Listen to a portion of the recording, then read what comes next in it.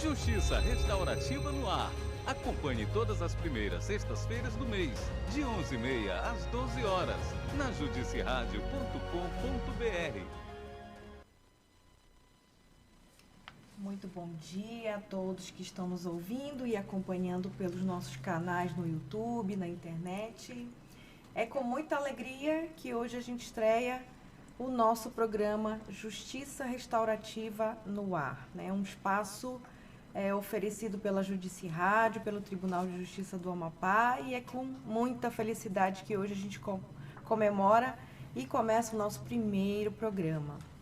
Então, hoje nós estamos aqui com duas convidadas muito especiais.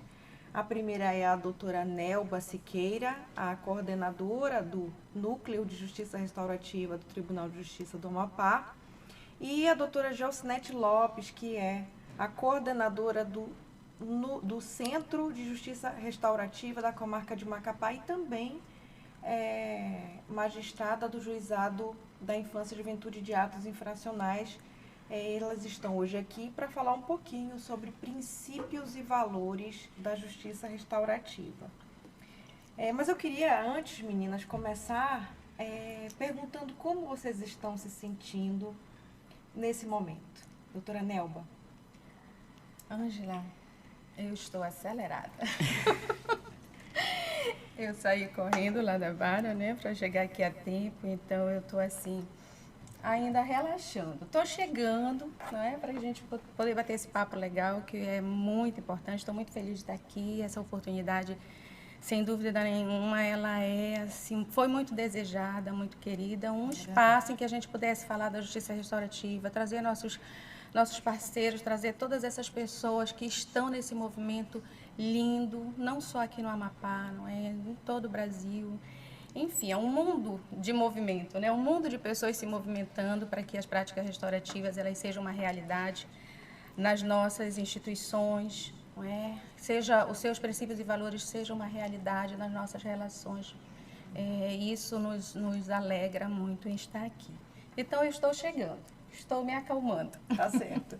Doutora Gelsinete, como você está se sentindo nesse momento? Também da mesma forma, né? Comungando com essa felicidade de estarmos com esse espaço maravilhoso em que podemos, uma forma de divulgar, de difundir as práticas restaurativas, abordarmos essa temática tão maravilhosa e que nos toca profundamente, porque nós identificamos realmente a eficiência no trato com o ser humano, né, a resposta adequada para os conflitos e o trato adequado para esses conflitos.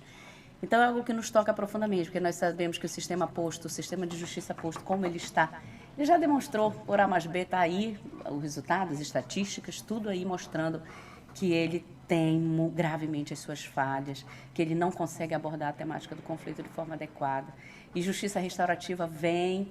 É uma filosofia, né? É um conjunto de princípios, de valores, de estratégias, técnicas e metodologias que vêm ao encontro dessa necessidade do ser humano, né? De ser ouvido, de ser acolhido, de ser valorizado, de nós nos preocuparmos com a real causa, a base desse conflito, que quando chega no judiciário a gente trata de forma tão inadequada e superficial, que a gente não aborda o que precisa ser abordado. Lá a base, as necessidades da pessoa como ser humano. E aqui, justiça restaurativa é isso. Nos toca profundamente, né, Nelva? Daí a nossa alegria de estarmos compartilhando nesse ambiente tão agradável, que é a Rádio Judice, Rádio da Cidadania, né? Muito bem. Então, vamos começar falando um pouquinho, então, do conceito de justiça restaurativa, para que a população possa entender melhor. O que é, então, doutora Nelva, a justiça restaurativa?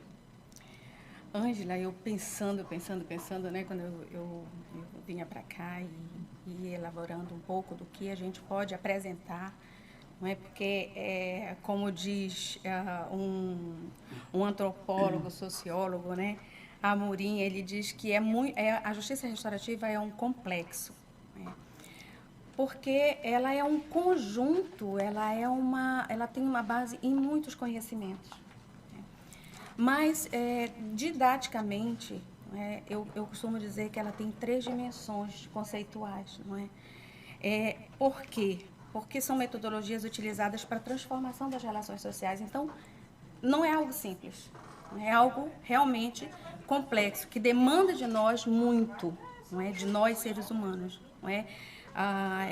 Como diz o Edgar Morin, é a complexidade, é um paradigma de complexidade. Então, partindo do princípio de um conceito mais amplo, eu gosto muito de um conceito que recente a gente ouviu num curso com o professor Nilson Gadelha, Nilson, é um professor da Universidade do Pará, esposo da Josineide Gadelha, que é nossos queridos, não é? E eles colocam a justiça restaurativa como um jeito, né? É um imaginar, um praticar e um viver a justiça em comunidade. O que isso quer dizer? Não é? O que isso nos traz? Não é? O que é viver a justiça em comunidade? Viver a justiça em comunidade é trazer equilíbrio para as relações, não é? Trazer equilíbrio. O que traz equilíbrio para nossas relações? É o respeito, são valores que nos fazem manter uma relação pacífica. E como é que a gente faz isso? Com valores, cultivando valores. Então, nesse conceito, né, em homenagem ao Nício e a Josineide Gadelha, e eu trago esse conceito, né, uma forma de imaginar, praticar e viver a justiça em comunidade, é a forma de cultivar os valores do respeito, da autorresponsabilidade, por si próprio e pelo outro. Não é nessa relação contínua aí. É o cuidado com os afetos e o cuidado com a afetação daquilo que sobrou a partir de um conflito, eu costumo dizer. Não é como muito bem colocou a Teca, é esse integrar, é essa forma da gente encontrar espaços em que a gente pode incluir e tratar o conflito, né, de uma maneira inclusiva, em que todos os afetados possam estar ali participando, não é? Mostrando a sua necessidade e com autonomia dizendo qual a melhor solução, o que vai satisfazer a sua necessidade gerada por meio daquele dano, daquele crime. Então, quem melhor pode dizer qual é a necessidade? Quem sofreu, quem praticou, as pessoas que foram afetadas, não é? A comunidade afetada. E quando a gente fala comunidade, a gente fala a comunidade mais próxima, comunidade de afeto, são os familiares, vizinhos. Quem? As pessoas ali que chegaram, né, a ser afetadas com aquele ato, que pode ser um crime, ou pode ser um ato qualquer, mas que gerou uma consequência. Num conceito um pouquinho mais restrito, eu digo que ele é um grande movimento social de transformação das relações. E eu coloquei aqui para eu não esquecer, não é? Um movimento social de conscientização do bem que faz a convivência pacífica para a saúde individual e do coletivo comunitário. Eu acho isso lindo. Um movimento em que as pessoas se unem para quê? Para fortalecer vínculos, para tornar mais afetuoso o convívio diário, para nos empatizar com as nossas vulnerabilidades e com a vulnerabilidade do outro, né? Para nos conectar com essa vulnerabilidade, para que a gente possa, por meio desse afeto, dessa conexão, desse vínculo, prevenir conflitos e, ao acontecer, poder tratá-los da melhor forma, de uma maneira em que todos possam chegar, dizer como foram afetados e encontrar uma solução que satisfaça, que traga um resultado em que os ânimos arrefeçam, né? Os ânimos se aplaquem e que traga ali uma inclusão de todos. E num sentido mais restrito ainda, né, eu quero colocar aqui o que diz a resolução da ONU a respeito da justiça restaurativa, né, é a resolução 12 de 2012. Ela diz o seguinte, que a justiça restaurativa, ela é um processo restaurativo, e aí a gente percebe que ela restringe ainda mais o conceito, um processo restaurativo em que qualquer procedimento no qual vítima ou ofensor, e quando apropriado, qualquer indivíduo ou membro da comunidade afetado por um crime, participam ativamente da resolução daquelas questões que foram geradas, geralmente conduzidas por um facilitador. Então, a justiça restaurativa, nesse sentido, ela reúne é uma reunião de pessoas para resolver coletivamente como lidar com as consequências e ofensas que aconteceram e trabalhar suas implicações para o futuro. Como nós vamos tratar disso? Como isso nos afetou? O que vamos fazer a partir de agora? Como vamos viver? Que estratégias, como muito bem disse aqui a Gelsinete, a doutora Gelsinete, como nós vamos trabalhar isso para o futuro? O que vamos tirar de positivo disso? O que isso vai trazer para transformar a minha vida a partir da posição em que eu estou? Seja na posição de quem sofreu dano, seja na posição daquele que causou o dano, seja da posição da comunidade que tem interesse para que essas pessoas vivam bem, se relacionem melhor. Quantas vezes vítimas de roubo são traumatizadas e não conseguem sair de casa, entram em depressão, o trauma é tão grande que acaba, a sua vida paralisa ali. Mas se a pessoa tiver a oportunidade de, com autonomia, com as ferramentas adequadas, ela poder trabalhar esse trauma e ela poder ter respostas que foram geradas a partir dali, que ela, cheia de dúvidas, não sabe e fica imaginando 1 milhão de coisas, não é? Por que entrou na minha casa? Por que entrou daquela forma? Por que agiu? Por que falou daquele jeito? Será que estava me vigiando há muito tempo? Será que não? Foi por acaso? Foi uma oportunidade? E tudo isso gera trauma, tudo isso gera uma insegurança. E a justiça restaurativa, ela vem com essa proposta de oportunizar a quem queira, diga-se de passagem, né? Porque é voluntário. A quem queira submeter ao seu procedimento, ela tem ferramentas que podem ajudar muito a restabelecer as coisas. Se não para o que era, porque tem situações que isso não é possível, sim, mas conduzir da melhor maneira para o futuro. Ok. Doutora Gelsinete, o que você traz como conceito de JR? Você pode complementar alguma coisa que foi muito completa essa resposta da doutora Nelba, né? Bem completa. A senhora traz consegue lembrar de mais alguma coisa para a gente complementar esse conceito, então? É esse conjunto sistêmico, né? Um conjunto pensado no ser social, na sociedade em si.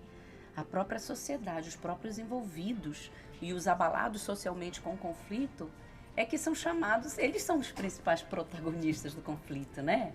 Eles estão envolvidos, só eles podem dizer de que forma foram afetados, de que forma isso tocou, só o indivíduo que causou dano pode dizer de que forma ele se propõe a reparar através da conscientização, que gera responsabilização.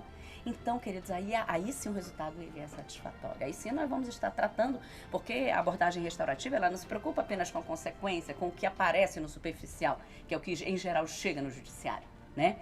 E sim, ela se preocupa com o ser humano em si, as necessidades, as causas, porque o dano, a dor que ela não é tratada, ela é transferida, né? Sabemos disso. Se você não trata adequadamente a dor, se você nos coloca como instrumento de cura, e nós somos a cura na vida uns dos outros, nada mais do que nós, nos ouvindo, nos entendendo, nos compreendendo nos nossos sentimentos, nas nossas necessidades, vamos aplacar essa dor, aplacando a dor, porque a sociedade, ela também se coce e responsabiliza.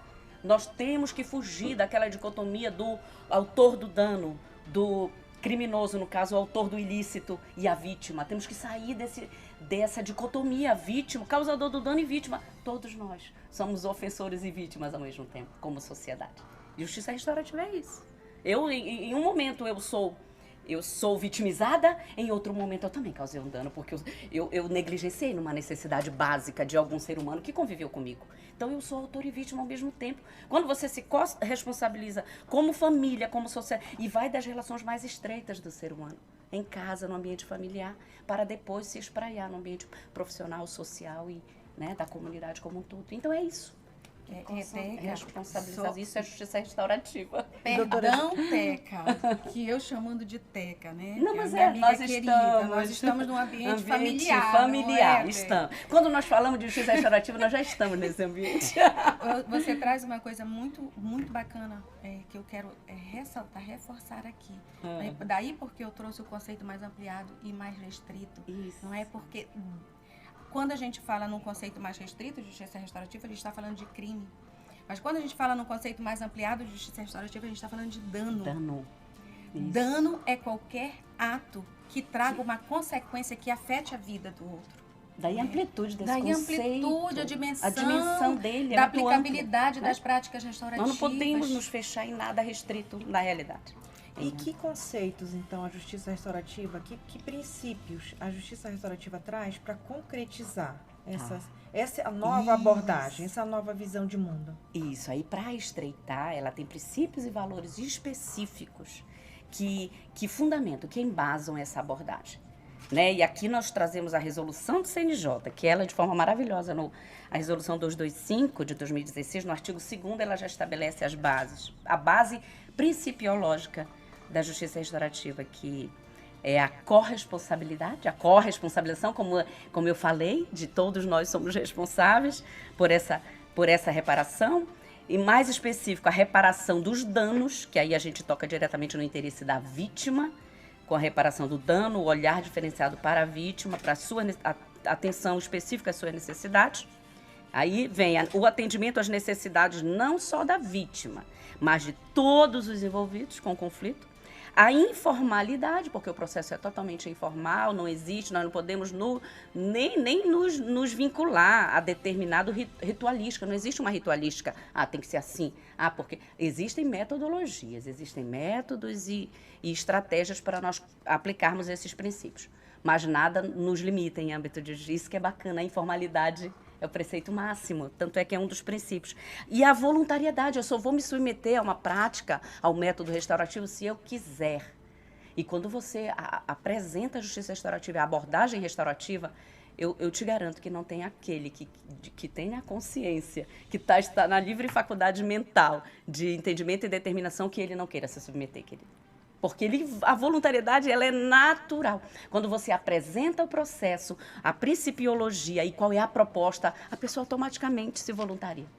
A voluntariedade, ela vem de forma automática. A imparcialidade, porque nós não vamos puxar nem para A nem para B, né? O fato é o que menos importa. O fato que gerou o processo, que é o ato criminoso que ofendeu a sociedade, a nossa abordagem não está como Estado juiz, como detentor do poder de decidir o direito naquele caso concreto. A gente tem que se despir disso aí para a abordagem restaurativa, né? Aí por isso que vem a imparcialidade como um dos princípios. A participação, porque ela é voluntária, está com base na voluntariedade, a pessoa voluntariamente, espontaneamente deseja participar do processo. O empoderamento, porque você coloca o poder para eles, você é o autor e consumador das suas decisões, você tem a maior autonomia. Então você gera autonomia na pessoa. Nossa, eu vou poder dizer o que eu quero e colocar a minha parte, a minha parcela de vontade nesse acordo. Esse acordo vai ser gerado por mim. Você empodera a pessoa, você dá poder a ela de decidir, né, o seu futuro. E a confidencialidade, porque tudo que é tratado ali é tratado num ambiente seguro de confidencialidade. O sigilo é a base da JR, de todas as metodologias. A celeridade, porque é rápido que conseguimos, né, o acordo. E a urbanidade, que é o trato entre as pessoas, né? A urbanidade. Então, esses são os princípios, Ângela. Eu acho que poderia acrescentar aqui a escutativa, a empatia como valores básicos, mas a principiologia está aqui na resolução, com muita sabedoria, descreveu esses princípios que norteiam as práticas restaurativas. E os valores, doutora Nova? Quais são os valores da justiça restaurativa? Os princípios acabam também complementando como valores, né? E esses princípios, eles tocam nos princípios e valores, eles tocam profundamente nos pilares da justiça restaurativa, né? A justiça restaurativa, ela é fundada em 3 pilares básicos, né? Que todos esses princípios, que ao mesmo tempo são valores, eles estão presentes, eles precisam estar presentes, na verdade. Então, que a gente já tocou aqui de uma outra forma, e a gente volta para falar em quais são os fundamentos da justiça restaurativa, que está intrinsecamente ligado com os valores e os princípios, né? O dano, que é o primeiro pilar, né? A reparação, o dano-reparação, né? Que remete às necessidades da vítima, que é a garantia da centralidade no processo, a centralidade dela. A vítima é a pessoa importantíssima nesse processo, está no centro do processo, né? Então, fazer justiça para a justiça restaurativa é procurar, preocupar-se com a vítima, identificar suas necessidades para poder reparar o dano sofrido concreta ou simbolicamente, porque, como eu falei anteriormente, existem situações que o dano não pode ser reparado da forma como, né? Por exemplo, no homicídio. Né? Então, isso é muito interessante a gente perceber isso. O outro pilar, que é o segundo, tão importante quanto o primeiro, que é o da responsabilização, que a gente tem aí um pressuposto da obrigação, que é gerada pelo fato, não é, praticado. Então, aquele que provoca um dano, ele deve ser estimulado a se responsabilizar pela reparação. E, para tanto, ele deve compreender o dano e sua extensão. Ele deve assumir o compromisso de, na medida do possível, repará-lo também concretamente ou simbolicamente. Então, olha que legal isso. Em que isso afeta? A gente pode parar e pensar. Às vezes a gente aplica uma pena, o cidadão vai, cumpre a sua pena ou vai para a penitenciária, cheio de raiva, porque ele acha que ele foi injustiçado, porque ele não tem na mente dele aquele ato que ele praticou. Não é um ato que requeira aquela punição que ele está recebendo, então ele vai cheio de raiva. Ele alimenta a raiva ano após ano ali dentro e sai para a sociedade e volta para o convívio social. De que forma essa pessoa está voltando para o convívio? O que ela agregou de valor, de princípio ali dentro, que vai ajudá-la a se reengajar, a participar da comunidade de maneira saudável, porque a gente está falando aqui de uma preocupação com relações, com o convívio social saudável. Então, a gente compreende que a justiça restaurativa, que as práticas restaurativas, né, com toda a sua informalidade, criatividade, não com as suas metodologias, a gente acredita, porque isso tem sido comprovado, que a partir do momento em que essa pessoa é estimulada a se autorresponsabilizar por aquilo que ela praticou, ela tem mais cuidado e compromisso com o resgate, né? Com o seu resgate e com o resgate do outro. Não é? O que isso traz? Consciência.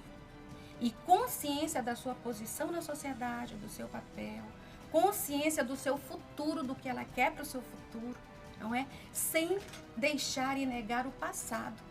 E nem se enraivecer por ele, mas aceitá-lo e seguir daqui para frente de uma outra forma, porque é uma opção. Como tudo na vida é uma escolha, é uma opção dele. E a justiça restaurativa, ela traz essa possibilidade, ela oferta, né? É um convite a isso. E o terceiro e último pilar, que é o engajamento, que a gente está falando o tempo todo, né? O engajamento, a participação. Esse empoderamento, né, das partes. Que implica nesse empoderamento, né? Eu não acredito que a gente empodera alguém sabe? Eu acredito que a gente constrói, a gente pode propiciar espaços seguros em que essa pessoa, por meio de reflexões e reflexões, ela vai criando autonomia para poder... Ela se autoempodera. Exatamente, para poder, seja no processo judicial, seja extrajudicial, recebendo as informações adequadas e se envolvendo nesse processo, ela tenha condições de chegar e ter a coragem de dizer, olha, o que você fez causou isso, isso e isso na minha vida. A partir daquele dia eu não consegui mais sair de casa. A partir daquele dia eu não consegui mais dormir. Eu precisei ir para um médico. Eu não consigo mais ter convivência com meus filhos. A partir daquele dia a minha vida se transformou. Para uma pessoa que sofreu um dano, ela ter coragem de chegar diante daquele que causou esse dano e se posicionar, ela precisa estar muito bem. Coerente, consciente do seu papel ali, não é? E quando a gente fala vítima, a gente talvez até diminua, mas na verdade ela é grande naquele papel, ela é grande porque ela vai dizer exatamente qual é a sua necessidade, vai dizer, olha, você só vai conseguir reparar essa necessidade se você fizer isto. E, gente, isso tem uma implicação para o futuro. Eu costumo dizer que essa forma, esse procedimento, ele traz tanta riqueza que eu acredito no futuro, num sistema de justiça mais pautado nesse cuidado, não é? Mais pautado nesse olhar para as pessoas que precisam do sistema de justiça. E quem sabe, sonhando alto, né? Hoje eu disse para uma amiga, né? Para Josineide, Josineide, a gente sonha alto aqui no Amapá.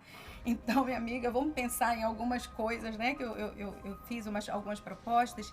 E aí, quem sabe a gente tenha uma sociedade tão mais pacificada, em que a gente já consiga perceber quando a gente está entrando num conflito e já consiga dar um passo atrás e sentar e conversar e restabelecer as coisas, restabelecer a paz, não é? Então, isso é o nosso desejo. No âmbito do Poder Judiciário, onde é que a gente pode, onde é que a população vai ser atendido na justiça restaurativa? Como que funciona, assim, em poucas palavras? Ângela, como que funciona essa estrutura? Ângela, eu posso te dizer do ideal, do que nós queremos, e posso dizer o que temos, não é? Porque o que queremos, o que desejamos é que a justiça restaurativa, que as práticas restaurativas, elas sejam aplicadas em vários setores dentro do sistema de justiça. O que temos hoje, não é? Porque o grau de aplicabilidade e a dimensão da justiça restaurativa que a gente fala aqui, né, onde houver relação humana, há possibilidade. Necessidade dela. E necessidade ela tem que dela. estar lá. Mas hoje, o que é que nós temos dentro do Tribunal de Justiça? E aí eu vou falar do Tribunal de Justiça, que é a minha casa, né? Sim, a nossa casa aqui. Então, desde 2015, que colegas, juízes, em parceria com o Ministério Público, eles têm trabalhado com essas práticas. Dentro do nosso tribunal, a gente tem hoje no PEJURI e os SEJURIs, um em Macapá, um em Santana, que vai ficar para a próxima, para nosso próximo momento, para a gente detalhar um pouco mais sobre isso. Porque é tanta coisa para falar e pouco tempo para dizer. É verdade. Meia hora passou voando, né? Mas eu ainda queria, doutora Nelba, só que a senhora fizesse um lembrete, que a senhora vai dar um curso na semana que vem na Escola Judicial para magistrados, os novos magistrados que ingressaram no último concurso. A senhora vai ministrar esse curso na EJAP no dia 12, não é isso? Ângela, 8 horas de encontro com eles é uma conversa, graça. Vai ser só uma conversa. Eu sou muito grata por essas 8 horas que nós vamos ter com os juízes novos, não é? Que estão entrando e tendo a oportunidade de, nesse grande sistema de solução adequada de conflito, que é um outro sistema, o sistema multiportas, né? Paralelo ao sistema tradicional, e caminham juntos, eles teriam a oportunidade de ter algumas noções básicas sobre o que é a justiça restaurativa. Então, nós vamos ter um tempinho com eles, mais uma conversa para que a gente possa apresentar um pouco, né, do que estamos fazendo, para que eles entrem já com esse conhecimento, se é que eles não já têm, não é? Mas nós vamos conversar um pouquinho sobre isso, porque é fantástico que os novos magistrados entrem com essa visão, não é, do sistema multiporta, e colocando a justiça restaurativa aí como um desses instrumentos. Dessas abordagens, como a conciliação e a mediação hoje conduzidas, né, pelo NUPEMEC aqui, muito bem conduzida pelo NUPEMEC aqui, pelo Tribunal de Justiça. Muito bem. Okay. Despedidas, doutora Jocinete. Quero agradecer a oportunidade e o convite simpático das nossas amadas para estarmos aqui nesse bate-papo tão agradável. Agradecer o espaço da Rádio Judice, esse veículo de comunicação que realmente atinge nossos jurisdicionados, né, como um todo. É muito bom estar aqui falando de justiça restaurativa. E eu quero agradecer a todos os nossos ouvintes também pela paciência de nos ouvirmos nesta hora. A gente também agradece, a gente sabe que a senhora deixou lá muitos processos, atendimentos, né? Muito obrigada. Muito obrigada. Tá, então agradeço e é com muita alegria que a gente encerra esse momento aqui. Obrigada. Despedidas, doutora Nelba, agradecimentos. Eu agradeço, Ângela, por esse espaço, agradeço pelas pessoas que estão nos ouvindo, agradeço pelo tribunal, pela oportunidade de nos dar esse momento aqui, a gente poder falar de algo que a gente acredita tanto que pode melhorar a vida de todos nós, né, enquanto sociedade, enquanto comunidade. Então, eu estou muito feliz e muito grata. Agradecer profundamente a todos os nossos presidentes que, ao longo dessa jornada, têm nos apoiado, têm nos sido assim tem aberto, né, a possibilidade da gente cada vez mais sonhar e criar espaços dentro do tribunal. Então eu quero citar aqui nominalmente o desembargador João Lages, onde quem aceitou o desafio, não é, de instituir as estruturas dentro do tribunal, né, a convite do CNJ, o desembargador Rômeu, que nos apoiou muito, e o desembargador Adão, que tem sido fantástico, um parceirão aí, nos ajudando muito nessa caminhada. Então, só gratidão. Então, muito obrigada às duas pela presença, uma aula aqui, né, e uma conversa super agradável também. É muito conhecimento, tem muita coisa para falar, de fato. Vai ter, assim, a gente vai poder escolher à vontade, né? Porque falar de JR tem muita coisa a falar. E a gente também está recebendo via WhatsApp as perguntas. Você que está nos ouvindo, você que está nos assistindo pelo YouTube, pelas redes sociais, também pode mandar as suas perguntas pelo WhatsApp da Judici Rádio. A gente vai ficar muito feliz em atender, em responder todas essas perguntas. Se vocês quiserem direcionar alguma pergunta para a doutora Nel ou para a doutora Jocinete, a gente responde. E até, então, a próxima sexta-feira do mês de agosto, primeira sexta-feira do mês de agosto, estaremos aqui de novo com mais um programa Justiça Restaurativa no Ar. Muito obrigada, bom almoço a todos e uma boa tarde.